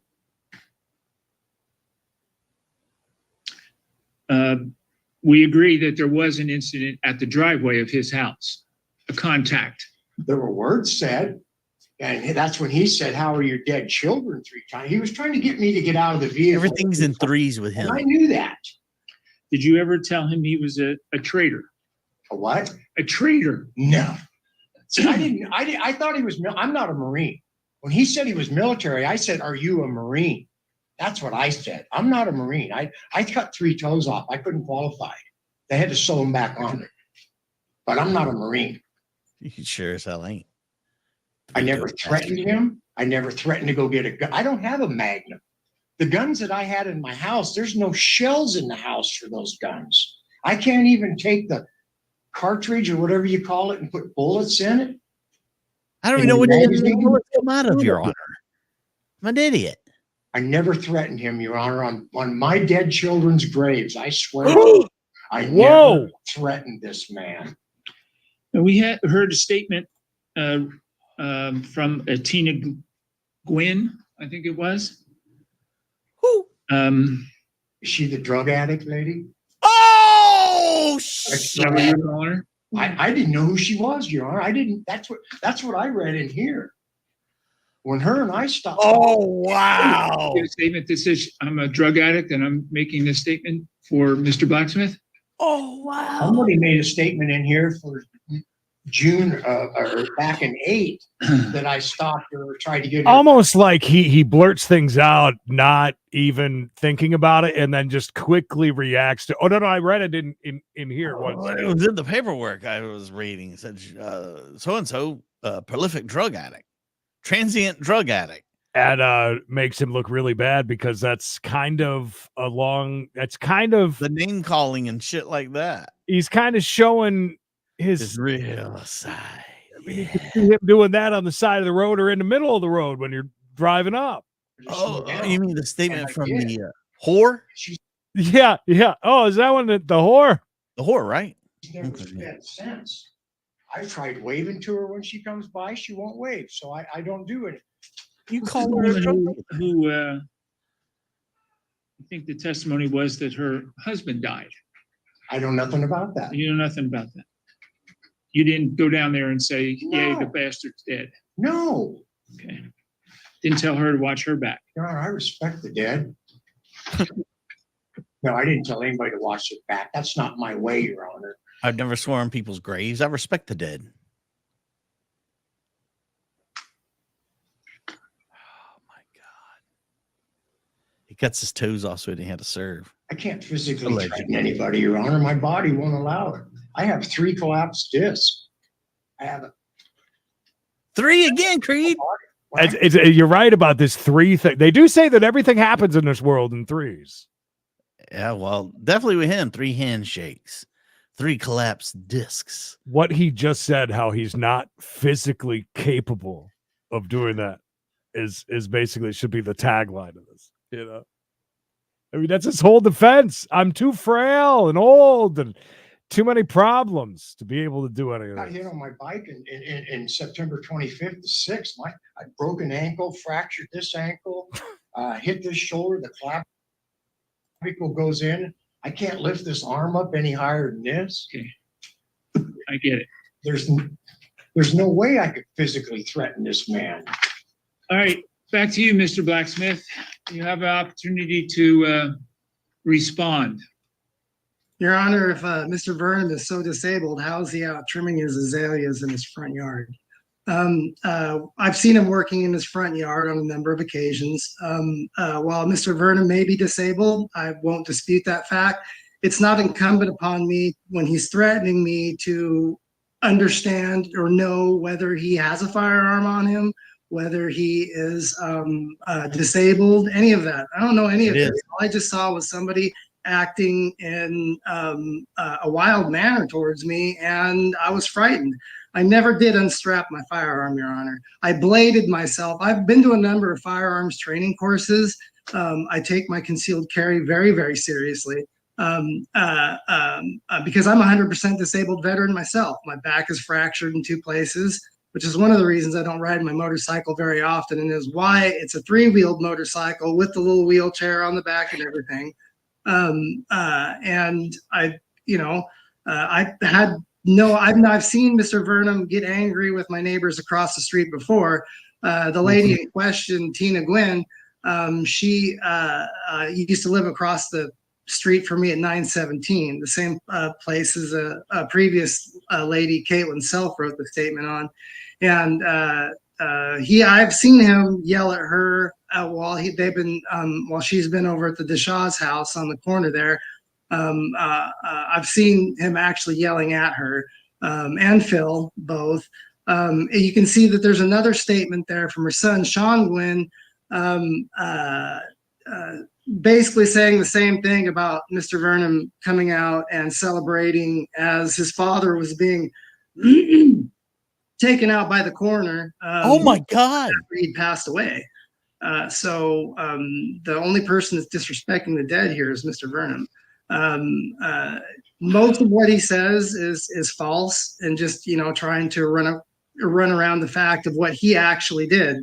I've not tried to initiate contact with him. I have no personal bias against Mr. Vernon. The only reason I pointed out the signage on his house was to show that he is just towards his intent towards people. He's not a very kind human being. There's a reason why the ladies who were walking through the neighborhood probably didn't want to give a statement, because Mr. Vernon's had a number of run-ins, as you can see from the other testimony that I haven't even read yet. By the way, my son does not have a girlfriend. He recently got out of the Army. He's only lived with me for a couple of months. And he doesn't drive a red car. In fact, he doesn't drive at all. His vehicle is still in Texas at the moment.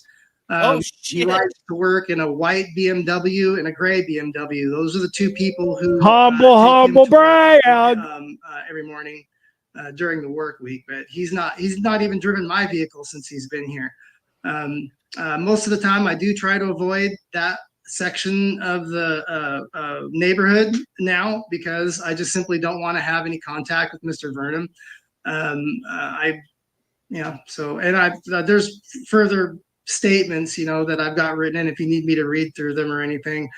There's also a map that I took from Google Maps showing the area with there's also a red chevron above Mr. Vernon's house. His claims that I was speeding are absolutely ridiculous. You can't within 350 feet accelerate a vehicle to any kind of speed without crashing into a house at the end.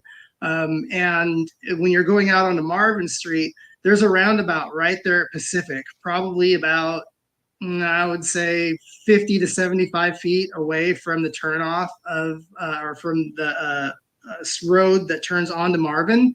You have to stop there. If you do not stop there, you will be struck by another vehicle, because those vehicles come off that roundabout not so much as quick as they're doing the speed limit, but there's a very short distance in time. So before they actually reach you. So It's you fun have not to stop slow every down for time. those.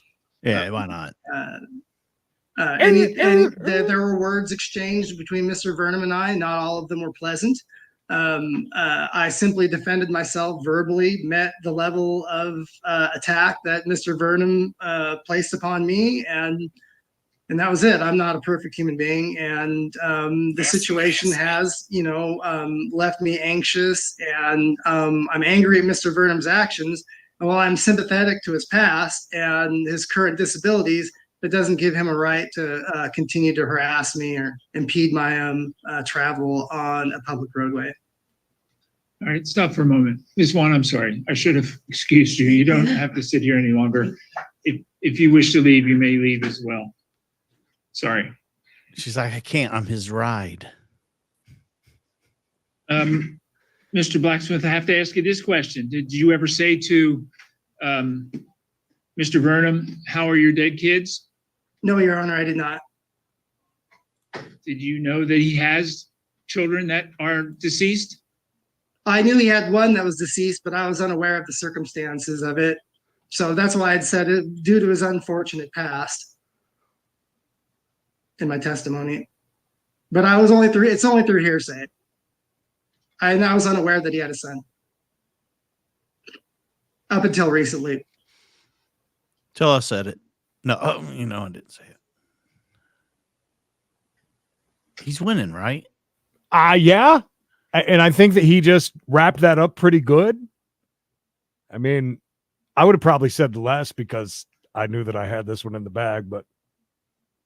Can I say something? Can we ask about his girlfriend? Please. Is she hotter than the wife? Younger. And why is Tori still here? Tori's there as support for the old man. And did Tori used to be a woman, and that's why he says... Yeah, why do we keep bringing up transsexual people? I don't even get Mr. that. Blacksmith, I don't have any further questions. You answered the questions I would have for your son about whether he has a red car and whether he's ever been by that property. All right, Mr. Burnham, go ahead. Get your son The out of boy here. wasn't driving the car that came by my house 3 times. There was a female driving it, if I remember right. I couldn't see quite exactly. But the boy wasn't driving. He was the passenger. But that car drove by my house 3 times. I'd just like this to end. And he keeps talking about my signs, Your Honor. On the First Amendment, it says here that I can... You know what? Oh, shit. He was getting ready to go into that territory. You can have your signs. Nobody's going to take your signs away from you. So what else do you have to say about the rest of this? I just would like to go home today and not have to worry about this. You put a restraining order on me. Right now, I haven't ate but 4 meals in 28 days. I'm dying, okay? And all I want to do is just go home and live the life that I've been living. 4 meals. I'm not going to say anything to anybody ever again. They can speed all they want up and down that road. I don't care. I'm too old for this. I'll be 67 in 3 months. I'm tired. I miss my children. Well, you eat 4 meals in 28 days, you might need them. Eating. That's all I got to say. And that's true. Didn't he say that in the first go about the eating? Remember, with just I'm dying. This is killing me. But he's not eat. Is it even humanly possible to eat 4 meals in 28 days? I mean, is this some sort of diet that I need to get on? Maybe he looks great, by the way. I like how the judge jumped on that one and just stopped. Yeah, when he's trying to start reading about the First Amendment, I was like, "Oh hell, you trying to open a can of worms here?" Oh, he's on his deathbed already. Can't do nothing. State that he was feeding. I mean, I don't want to lose. Yeah, and if you got, I don't have a link for you, but if you go back, was it last week or the week before? Week before last. It had. Do you remember what it had on it? It says man's irritable bowel syndrome or something like that. IBS. That should be pretty easy to find. Yeah, it's not that hard to find. In 100 feet. And anybody asking for the link to the raw video of this, you guys got to remember a lot of these are just recorded by that one, so they're not like out there Maybe one day it'll be up there. Raw's mother effer. Yeah. That's why we can't just hand it over to you. Yes. Yeah. I can be doing 100 miles an hour if I want to. And he has the same type of motor on his three-wheeler as my Harley does. But I don't drive fast through the neighborhood. Like I said, I've had 3 kids hit in front of my house. My son was hit in front of Nisqually in 92. I know what it's like to see that feeling. It hurts. I just want to go home when I leave here and just live the rest of my life and not have to worry about anything. Sure. I will never go in that end of the neighborhood again. That I promise you, Judge. But this guy is lying, and I don't understand why. I just want to get my Second Amendment back. Oh, shit. And go home. Here we go. I would never threaten anybody. Nobody. Birds aren't real. I had hundreds of military people move in my neighborhood over the 44 years. And this is the first one that I've never been able to talk to. Okay. I mean, he's the first swinger I've never been able to talk to. Judge is ready to rule. So I think now is a great time in the chat to let us know what you think. I'm starving. Well, that was easy. Glad it didn't come up with other things. Oh, that's good. That's good stuff. I tell you what, I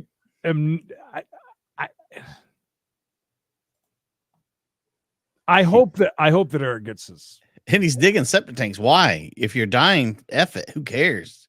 Let the shit flow all over the yard. Yeah, get it in there now. Let's see what you guys think. Now, the requirement for a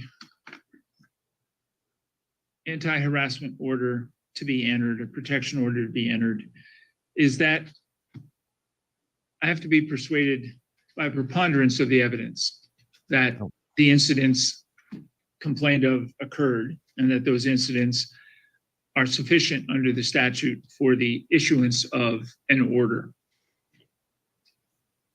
Preponderance of the evidence simply means more or less, okay? More than 50.1% versus 49.9% is all that it takes under these circumstances.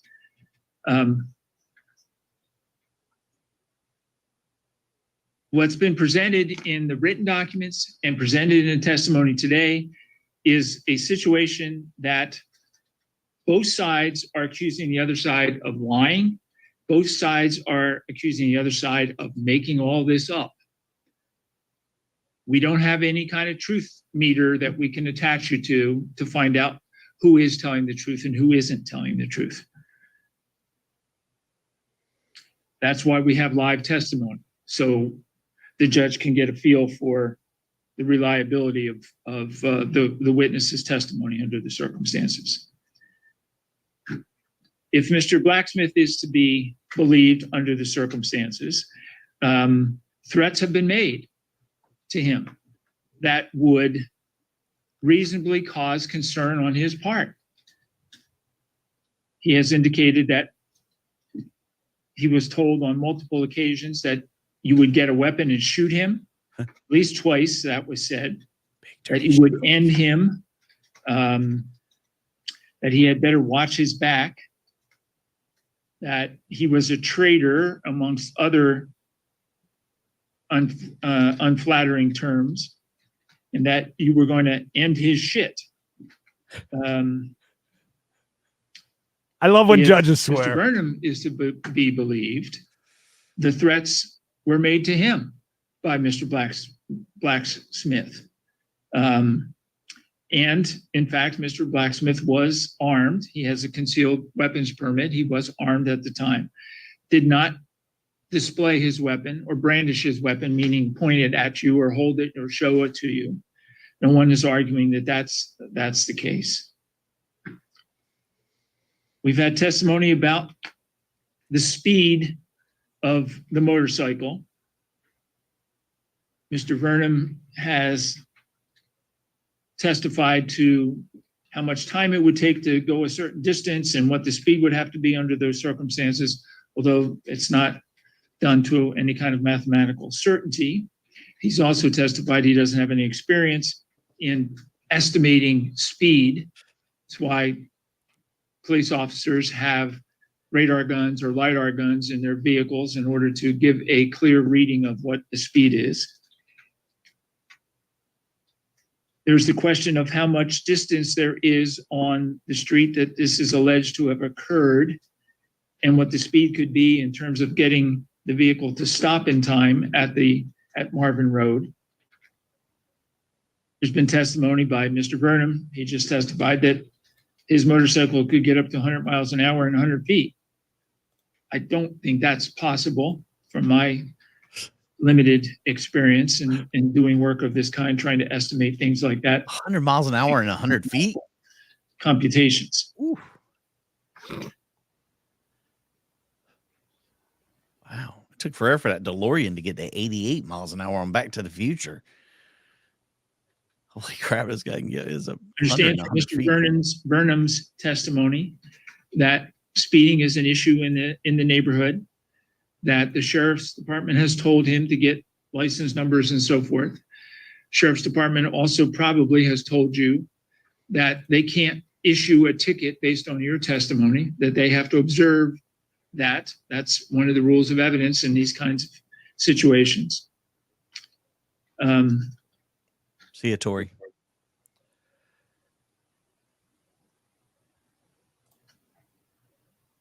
I realize that this is a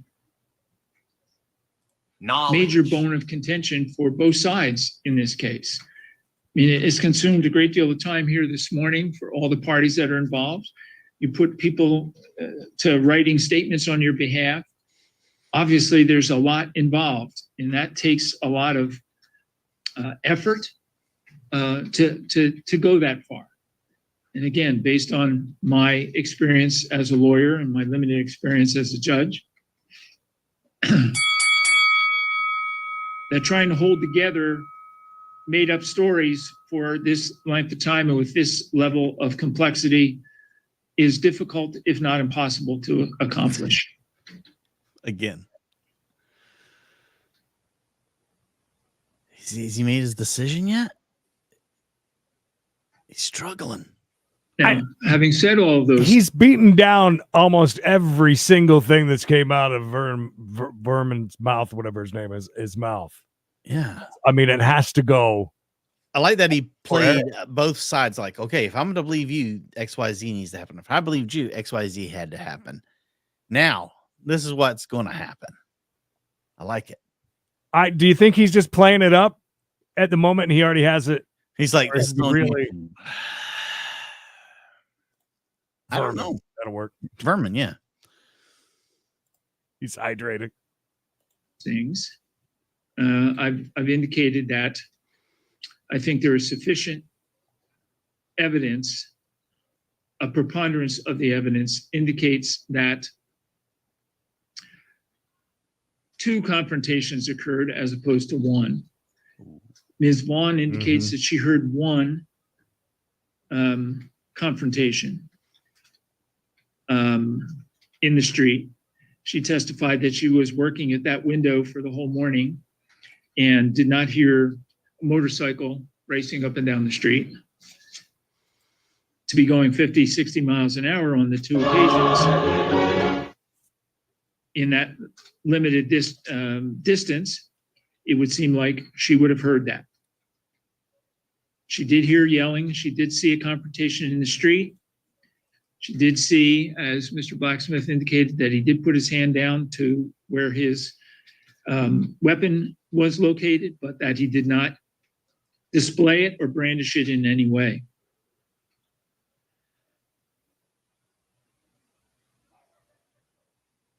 Oh, he's thinking. Again. That was the part right there. That was what I think is the integral part of this about, and he just said he does not think that he pulled it out or displayed it. Right. So, and the witness said he didn't do that either. So, to me, that's a done deal on that. But for him to say, well, he unbuckled it. We did watch a case not too long ago where the guy got a PPO put against him because he had padded his knife that was in his pocket. Mm-hmm. Him unclasping the strap on his pew-pew. I don't know why this has become such a big issue for everyone, other than the fact, Mr. Vernon, that you're concerned about people falling on the street, and that you felt under these circumstances that something needed to be done. The circumstances, as you said. But as the deputy told you, it's not your job to police the street. It's the sheriff's department or the police department's job to do that. You put yourself at risk by doing that. I asked you that question. You say he was going 60 miles an hour and you walked out in front of him? I think most would agree that that was probably bullshit, a foolish move on your part. I didn't. He wasn't doing 60 when I walked out in front of him. Be that as it may.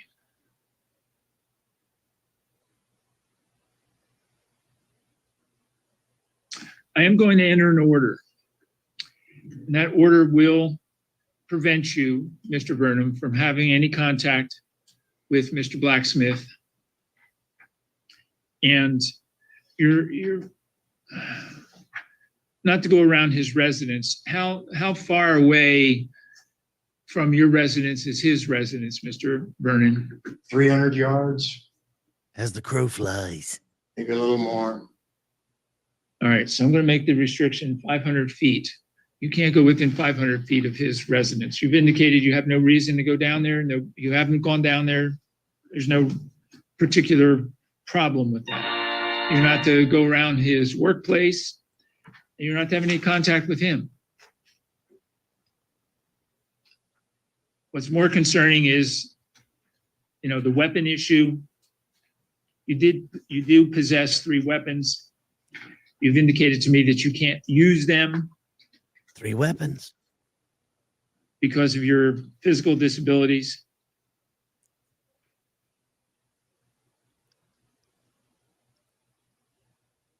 If you can't use them, being deprived of their use for a year isn't going to harm you in any way. You're not hunting with them, not using them to defend your property. So for 1 year, I am going to issue a order that says you must leave those weapons in the possession of the sheriff's department. And this order will be for 1 year as well. If there's any kind of violation in that time period, Mr. Burnham, you could potentially be arrested. That will be in the order. You will see what the potential consequences of that are. He don't like you that. You want to do what you're telling me you taken that he can't touch. Live your life. That you're not going to try to police the street. You're just going to tend your garden and do whatever woodwork you're able to do. This should not be a problem for you. And Mr. Blacksmith and Mr. Tory Blacksmith and Ms. Tabitha Blacksmith, I will suggest to you that you have absolutely no contact with him. There's no need for any contact with him. Just raise your right hand, please. Oh, that's it? Ms. Blacksmith. No contact. So everybody stay away from each other. By the way, there was a very long segment at the end of just silence and then the handing out of the paper. And when Mr. Vermin come up there to get his paper, you see his beautiful ponytail and he's walking away out of the courtroom. And the judge says, Mr. Vermin, Mr. Vermin, you forgot your water, sir.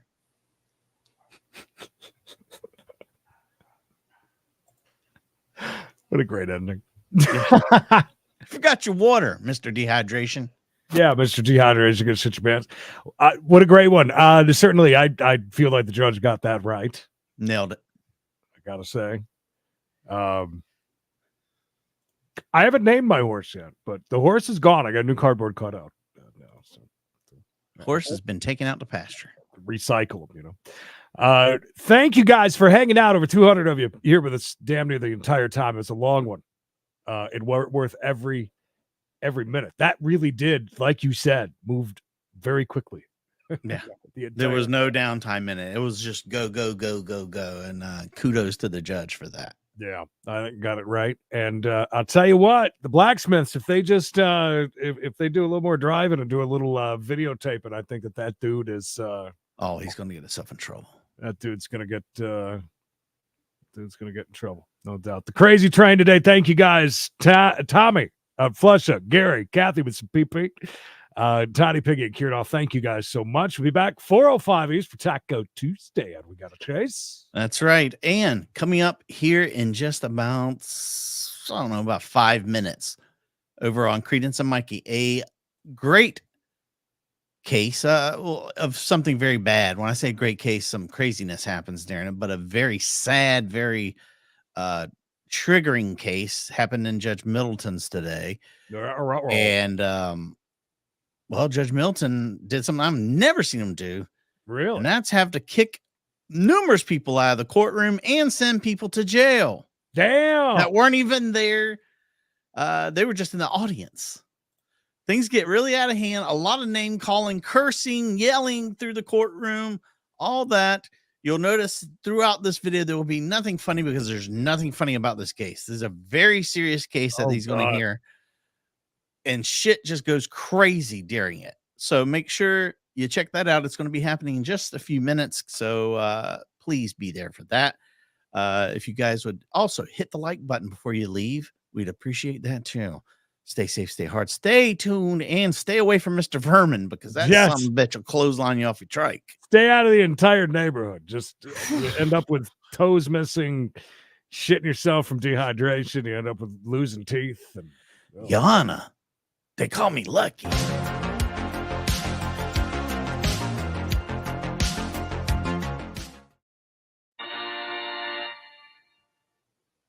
Bye.